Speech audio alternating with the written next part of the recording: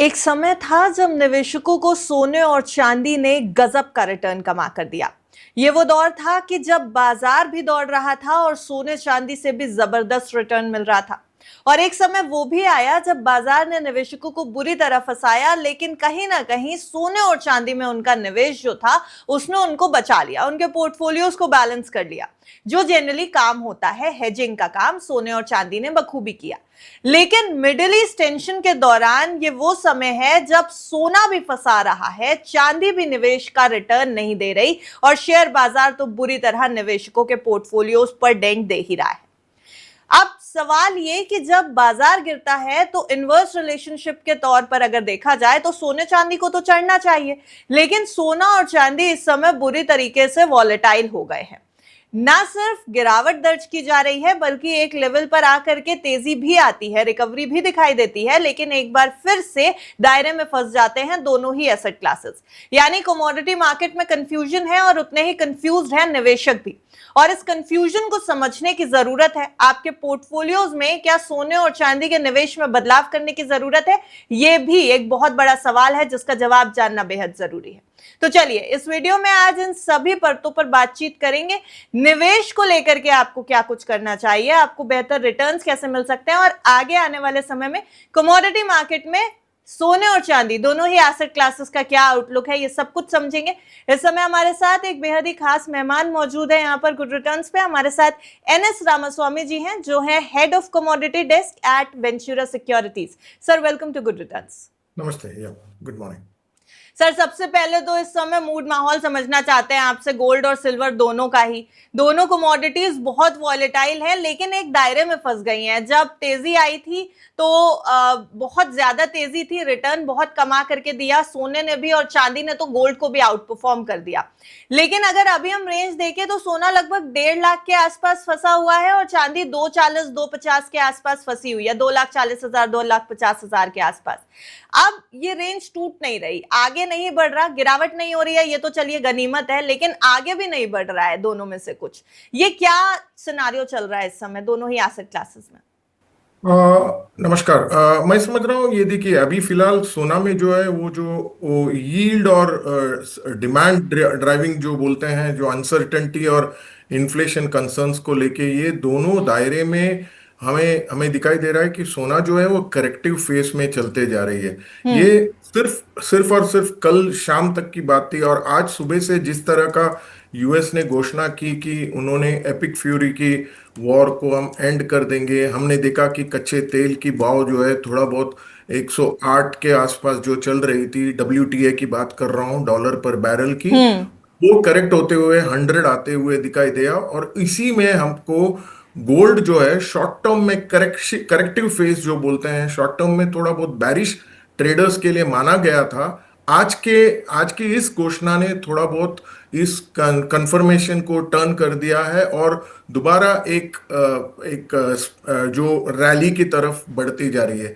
तो मैं समझ रहा हूँ आपका प्रश्न का उत्तर के लिए पहला समझने की जरूरत है कि क्या डाउनसाइड प्रेशर बिल्डअप होती जा रही थी सोना जी। में। जो है हम कि ये जो यील्ड जो है वो राइजिंग यील्ड बढ़ने के कारण, ट्रेजरी यील्ड के बढ़ने के कारण, या डॉलर की मजबूती जिस तरह हमने देखा कल तक तो कम से कम, और जिस तरह का फेड का जो सेंट्रल बैंक यूएस की टाइटर इंटरेस्ट रिजीम की बात कर रहे थे, गिरावट नहीं करेंगे ब्याज दर की, और ये जो है महंगाई दर जो है वो एक कंट्रोल के बाहर जब जा रही थी, हम समझ रहे थे कि इंटरेस्ट रेट्स को कटौती नहीं देंगे। ये जो है दबाव जो है सोना में मिलते गया। और जब ये जो डाउनसाइड को प्रोटेक्ट करने के लिए हमने देखा कि जिस तरह का डॉलर की डी डॉलराइजेशन की बात करें या सेंट्रल बैंक की बाइंग रिजर्व्स में गोल्ड बढ़ती जा रही है, जियोपॉलिटिकल टेंशन की वजह से जो रेंज में जो ट्रेडिंग की बर्ताव एग्रेसिव बढ़ती जा रही थी, मैं समझ रहा हूं कि लिक्विडेशन बिल्कुल नहीं हुआ सोना में, यानी कि बिकवाली जोरदार से नहीं हुआ। यही रीजन है, जो कारण है जो आपको दायरे में देखते हुए नजर आ रही थी। तो मैं समझ रहा हूं कि स्ट्रक्चरल डिमांड एक तरफ जो है, सेंट्रल बैंक्स, इंडिया हो, चाइना हो, टर्की हो, यहां से जो बिल्डअप होती जा रही है, और जियोपॉलिटिकल टेंशन के माहौल में ये जो है सेफ हेवन स्टेटस है। तो ये मुख्य कारण है जो गोल्ड अब फिलहाल की दायरे में चल रही है। सर फैक्टर्स तो समझ में आ रहे हैं कि किस तरीके से सोने और चांदी की चाल पर इफेक्ट कर रहे हैं बेसिकली, लेकिन अब निवेशकों को इस बात का डर है कि क्या कीमतें तेजी से नीचे आती हुई दिखाई देंगी, जो उनका रिटर्न था वो कहीं वाइप ऑफ तो नहीं हो जाएगा, क्योंकि ऑलरेडी पोर्टफोलियो पे डेंट लगा हुआ है बाजार के कारण, वो संभालने की कोशिश कर रहे हैं बाकी इन्वेस्टमेंट से उसको अपने। अगर हम जानना चाहें आपसे 6 महीने का लगभग का आउटलुक क्या है, और अगर हम थोड़ा लॉन्ग टर्म पर्सपेक्टिव से भी देखें तो गोल्ड और सिल्वर को लेकर के आउटलुक क्या है? हाँ देखिए, इसमें जो ब्रेकआउट जो लेवल है वो करीब करीब 1,55,000 जो इंडियन रुपी टर्म्स में यदि माना जाएगा, या हम्म। 4,680 डॉलर की जो भाव जो बोलते हैं आउंस पर, ये ब्रेकआउट इसके बाद ही मुनासिब होगा कि एक रैली अपसाइड की तरफ होगा। और निवेशकों के लिए सलाह यही होगा कि हर एक मौका में बाय ऑन डिप्स की जो स्ट्रेटेजी है, यानी कि शॉर्ट टर्म के लिए थोड़ा बहुत वेट कर सकते हैं, लेकिन हम्म। लॉन्ग टर्म का बाई स्टैगर्ड मैनर में या एसआईपी के माध्यम से ये बिल्डअप करते जाना चाहिए। और डिसीशन जो सोना में रखे हुए हैं या सेल करनी है, वो कंप्लीटली उनके इन्वेस्टमेंट होराइजन के ऊपर है। उनका रिएक्शन वॉलेटिलिटी में किस तरह का वो लॉन्ग टर्म प्ले होल्ड करेंगे या शॉर्ट टर्म प्ले में जब जाएंगे। तो मैं समझ रहा हूं कि 6 महीने के दायरे के लिए मैं समझ रहा हूं कि हर एक डिप्स में सोना में बाइंग लेते जाएंगे, डिप्स में बाइंग परचेस करते जाएंगे। तो मैं समझ रहा हूं कि एक लॉन्ग टर्म में एक अच्छा खासा मुनाफा हो सकती है। सर अगर हम 1 साल का टारगेट आपसे पूछें तो क्या हो सकता है? अभी सोना अब अगले 1 साल में अगर हम देखें तो किस लेवल पर जाकर के रुक सकता है? जनवरी की जिस तरह का उछाल जब हमने देखा 5,600 डॉलर की या 1,78,000 की, तो मैं हम्म। समझ रहा हूँ कि इस साल में अब और 5-6 महीने की जो सेकेंड हाफ जो है, मैं समझ रहा हूँ कि इसमें उछाल एक 10-12% की और उछाल आ सकती है। लगभग उसी लेवल के आसपास 1,75,000 के आसपास के लेवल आ सकती है। तो मैं समझ रहा हूँ कि 10 to 15% आपकी मौजूदा प्राइस के हिसाब से अगर हम कंपेयर करें, कम हम्म। से कम मैं समझ रहा हूँ कि ये एसेट क्लास आपको 12 से 15% इस साल के एंड की एक टारगेट नजर आती हुई देखती है हमको। सर अगर फिजिकल गोल्ड लेना हो तो इसका मतलब अभी वैल्यूएशन सही है, निवेशकों के लिहाज से हम रिटर्न देख करके निवेश करें, लेकिन अगर किसी को फिजिकल गोल्ड में पैसा लगाना है तो क्या ये वैल्यूएशन जो अभी सोने और चांदी के हैं वो बेहतर है फिजिकल गोल्ड और फिजिकल सिल्वर के लिए?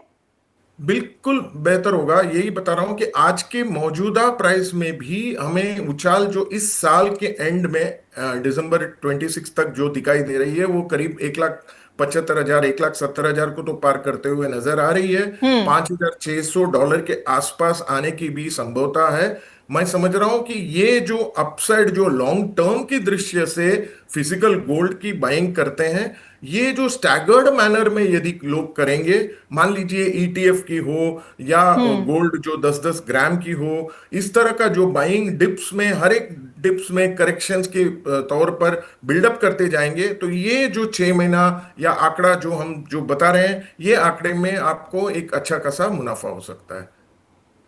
सर मुनाफे की बात कर रहे हैं और गोल्ड के टारगेट्स की बात कर रहे हैं तो एक रिपोर्ट आई थी ड्यूश बैंक की, थोड़ा सा बुलिश लग रहा है वो आंकड़ा जो उन्होंने दिया अपनी रिपोर्ट में। वो कह रहे हैं कि 2027 तक 4 लाख हो जाएगा सोना। ये हालांकि उन्होंने बुलिश टर्म में ये फेज समझाया है, पर अगर बुलिश भी होता है सोना और अगर जियोपॉलिटिकल जो सिचुएशंस चल रही हैं या जो भी सोने के ट्रिगर्स हैं वो उसको सपोर्ट भी करते हैं, तो 4 लाख का आंकड़ा क्या रियलिस्टिक लगता है?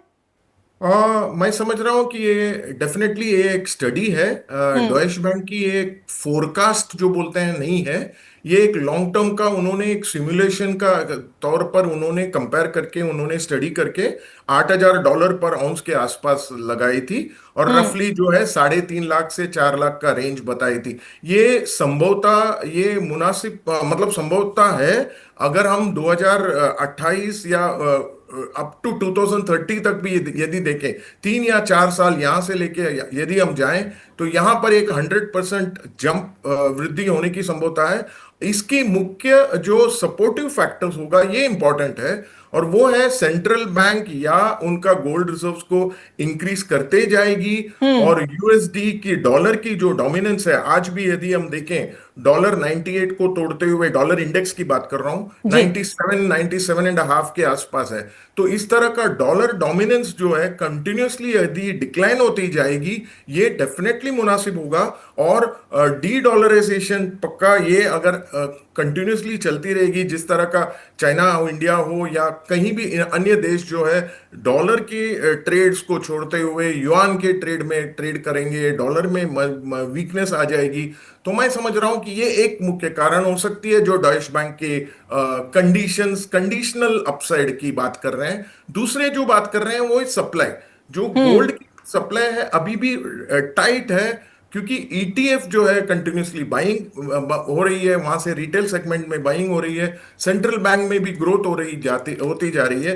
तो ये जो फैक्टर्स है, ये जो है लेके जा सकती है। सिर्फ और सिर्फ हमें देखना है, एक कैवेट जो है या कंडीशन में एक रुकावट आ सकती है, वो है फेडरल रेट ऑफ कट जब भी नहीं होगा हम्म। इंटरेस्ट रेट के, या इक्विटी मार्केट और भी स्ट्रांग होती जाएगी, रिस्क एसेट स्ट्रांग होती जाएगी, तो गोल्ड में से हटके लोग शायद रिस्क एसेट में अपने दांव लगाएंगे।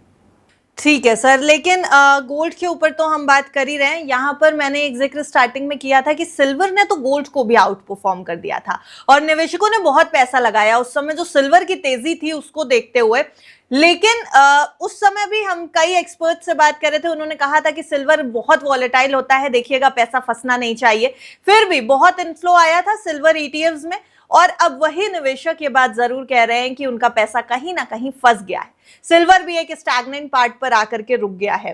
क्या सिल्वर में निवेश करना सही स्ट्रैटेजी होती है, और क्या गोल्ड के मुकाबले सच में आउट परफॉर्मेंस है सिल्वर की?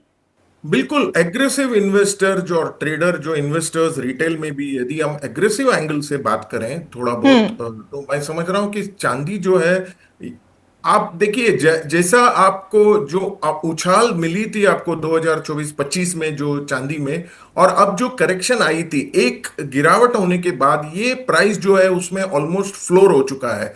यदि हम डॉलर कॉमिक्स की बात करें या रुपया टर्म्स में बात करें, 75-72 डॉलर पर आउंस का जो चांदी जो है, वो एक अच्छा खासा बाइंग लेवल है। चांदी में ईटीएफ्स में कंटिन्यूसली बाइंग करते जा सकते हैं। मैं हम्म। समझ रहा हूं कि ये एक एक ट्रेंड है जो दोबारा एक 80 को पार करते हुए एक फ्लोर आ सकती है 80 में, और मैं समझ रहा हूं कि 100 तक का रैली डेफिनेटली हो सकती है। ये जो फंडामेंटल फैक्टर यदि हम चांदी की तरफ देखेंगे, वो अभी भी सेफ हेवन की तरफ भी देखिए, या जो क्रिटिकल इंडस्ट्रियल कंपोनेंट की तरफ देखिए, सोलर पैनल, इलेक्ट्रॉनिक्स, अब जो आज घोषणा आई थी कि वॉर सिनेरियो थोड़ा बहुत स्टॉप हो जाएगी, हम्म। मैं समझ रहा हूं कि दोबारा एक प्रोडक्शन और इंडस्ट्रियल एक्टिविटीज बिल्डअप होती जाएगी हर एक नेशन में। सिल्वर जो है 100% एक एक लेवाली या बाइंग स्प्री दोबारा स्टार्ट हो सकती है। तो मैं समझ रहा हूं सोना का मुकाबले में एग्रेसिव ट्रेडर होगा, इन्वेस्टर हम्म। होगा, निवेशक होगा, तो चांदी में कर सकते हैं। स्टेडी और वेल्थ प्रिजर्वेशन करनी है, लॉन्ग टर्म के एंगल से देखनी है, तो सोना अच्छा होगा। लॉन्ग टर्म के लिहाज से देखना है तो सोना ज्यादा बेहतर है, लेकिन आप अग्रेसिव हैं अगर तो आप सिल्वर को भी देख सकते हैं। सर, अगर इन दोनों एसेट क्लासेस में निवेश कर ही रहा है एक निवेशक, और इस समय ये इतने वॉलेटाइल हैं, तो इस वॉलेटिलिटी को मैनेज कैसे करना है? रिस्क मैनेजमेंट के लिए बेस्ट स्ट्रैटेजी कितनी होगी, क्या होनी चाहिए? क्या पोर्टफोलियो में कुछ रेशो घटाना बढ़ाना है? हाँ, बिल्कुल बिल्कुल, इसमें इसमें एक एक सर्टेनिटी की तरफ बोलने जाएंगे तो हम एक 10% की रूल बना सकते हैं, जो एलोकेशन जो है अपना जो हम्म। पोर्टफोलियो में, मैं समझ रहा हूँ कि 5 और 15% का जो रेंज है, उसमें आप गोल्ड में डाइवर्सिफाई पोर्टफोलियो में रख सकते हैं। इसमें भी दो तरफ का इन्वेस्टर होगा। यदि कोई कंजर्वेटिव इन्वेस्टर होगा तो वो शायद 10 की जगह पे 12.5 15% की तरफ जा सकता है अपना एलोकेशन में। जो हम्म। कोई एग्रेसिव होगा, जो रिस्क में ज्यादा खेलना चाहेंगे, मान लीजिए अपॉर्चुनिटी इक्विटी मार्केट्स में मिल रही है और कहीं ट्रेजरी यील्ड्स में मिल रही है, वहां पर इन्वेस्टमेंट करते हैं लोगों को, तो उस तरह रिस्क एसेट के तरफ यदि हम एग्रेसिव इन्वेस्टर देखें तो हम्म। शायद उनका एसेट एलोकेशन इसमें थोड़ा बहुत कम होगा, 7.5% या 5% के आसपास होगा। तो मैं समझ रहा हूं कि स्ट्रैटेजिक एसेट एलोकेशन करीब करीब 10% का रूल लेके निवेशक को चलनी चाहिए। दूसरी बात जो है, जो गोल्ड के एसआईपी बाय ऑन डिप्स जो हमने अभी हम्म। आगे के प्रश्न में आपको बताया था, वो स्ट्रैटेजी बहुत अच्छा काम आ सकती है। क्योंकि एवरेजेस जो है, वो purchase price over the period of time जो बोलते हैं, रुपी कॉस्ट एवरेजिंग जो बोलते हैं, हम्म। वो रिड्यूस हो सकती है अगर ऊपर की तौर पर फंस जाते हैं लोग। वो कंटिन्यूअसली एसआईपी के माध्यम से करें तो उनका एवरेज कॉस्ट अच्छी तरह से मेंटेन होगा। और ये पीरियोडिक बैलेंसिंग भी करनी चाहिए उनको। जब भी उनको उछाल देके देखा जाएगा सोना में, सब मान लीजिए 15 या 20% की उछाल मिल गया 6 महीना, 8 महीना, 10 महीना में, वो पोर्टफोलियो को रीएडजस्ट करते जा सकते हैं। तो इस तरह का एक कंटिन्यूअस मैनेजमेंट जो है वॉलेटिलिटी में निवेशक को करनी चाहिए। जी। और सर, जब हम निवेश करने जाते हैं तो सबसे बड़ा सवाल चॉइस का भी होता है कि हम निवेश करना कैसे चाहते हैं। तो digital gold, gold ETFs, gold futures, क्या बेहतर होता है सर निवेश के लिए? बेस्ट अपॉर्चुनिटी कहां पर मिलती है निवेश करने के लिए? अ, पहली बात तो मुझे लग रहा है कि ये जो फिजिकल गोल्ड होगा ये हम्म। अच्छा होगा, और ईटीएफ्स अच्छा माध्यम होगा।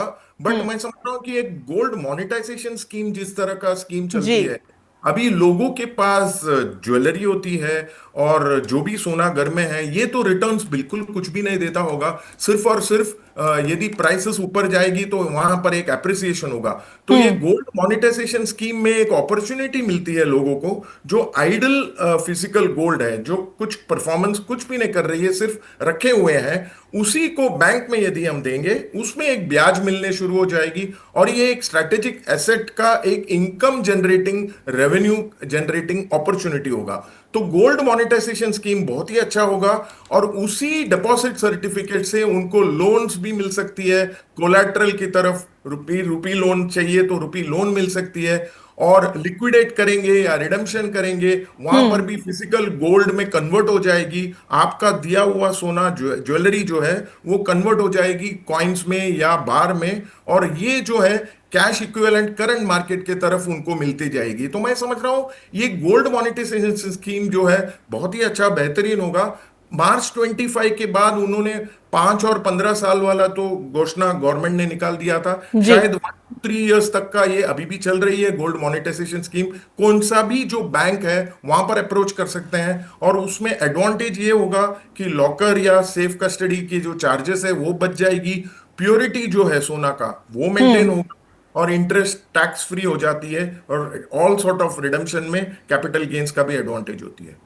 सर, मैं आपसे वैसे आखिरी सवाल गोल्ड मोनेटाइजेशन स्कीम पे ही पूछने वाली थी, बट ओके। यहाँ पर थोड़ा सा आपसे जरूर ये समझने की कोशिश करेंगे, क्योंकि कई व्यूअर्स के जो सवाल हैं इस तरीके के, जब हम वीडियो बनाते हैं अवेयरनेस के, तो उसके ऊपर आते हैं। जनरली थोड़ा कंफ्यूजन है, क्या gold monetization scheme gold loan से अलग है? ये हम जानते हैं, आप जानते हैं, पर हमारे कई व्यूअर्स हैं, उनको ये कंफ्यूजन हो रहा है कि क्या ये गोल्ड लोन जैसी ही कोई स्कीम है, उनके ऊपर कोई लाइबिलिटी तो नहीं आएगी गोल्ड मोनेटाइजेशन स्कीम में? नहीं नहीं, gold monetization scheme is one of the approved bankers में से अप्रूव किया हुआ चीज है। वेरएज हम्म। गोल्ड लोन जो है वो डायरेक्टली प्राइवेट बैंक्स या फाइनेंस कंपनीज जो डायरेक्टली अप्रोच करती है। तो मैं समझ रहा हूँ कि गोल्ड लोन बेहतर नहीं होगा। हम्म। क्योंकि वहां पर गोल्ड में गोल्ड लोन वगैरह जो है, आप जो बोल रही है, सोना को रखना, गिरवी रखना और लोन लेना, यहाँ ये बात नहीं कर रहे हैं। हम ये कर रहे हैं कि कह रहे हैं कि सोना जो है, जो प्रोड्यूस नहीं करती है रिटर्न्स और आइडल है, और उसी को बैंक में रख के मोनेटाइजेशन उसी को कर लीजिए। और उस मोनेटाइजेशन में या तो आप कैश में इक्विवेलेंट ले जाइए, या हम्म। वैसे के वैसे गोल्ड को वहीं पे रखिए और इंटरेस्ट मिलते जाएगा, इंटरेस्ट फ्री होगा। और जो हम लॉकर और अदर सोर्स में हम पार्क किए हुए हैं जी। सोना को, इसी को गोल्ड मोनेटाइजेशन स्कीम में रखना ये बेहतर होगा, जो बैंक अप्रूव्ड होती है। जी, बिल्कुल। यानी कि लिहाज से अगर हम देखें कि आपके लिए प्रॉफिटेबल क्या है, तो गोल्ड मोनेटाइजेशन स्कीम एक अच्छा ऑप्शन हो सकता है। हालांकि बिल्कुल। और भी बहुत सारे ऑप्शंस हैं जहां पर आप निवेश कर सकते हैं, लेकिन देखिए, फाइनेंशियल एडवाइजर की राय हमेशा लेनी चाहिए, क्योंकि बहुत वोलाटिलिटी है अब गोल्ड और सिल्वर में भी as asset class. Sir, thank you, आज अब आप हमारे साथ जुड़े हैं, बहुत सारी चीजें, बहुत सारा डिस्कशन हुआ है कि आखिर सोने और चांदी के बाजार में चल क्या कुछ रहा है। अगर आपकी साइड से कोई डिस्क्लेमर है तो आप प्लीज दे दें। हाँ बिल्कुल, हम इसमें डायरेक्टली कहीं भी डेरिवेटिव्स या कोई कॉन्ट्रैक्ट में इन्वेस्ट नहीं करते हैं। हम सिर्फ ब्रोकिंग एंटिटी है जो रिटेल कस्टमर्स के लिए रिसर्च के आइडियाज देते हुए हैं, और शायद डायरेक्टली गोल्ड, फिजिकल गोल्ड में निवेश करते हैं आम आदमी की तरह। That's it. जी, thank you so much sir for joining us today. Thank you. Thank you.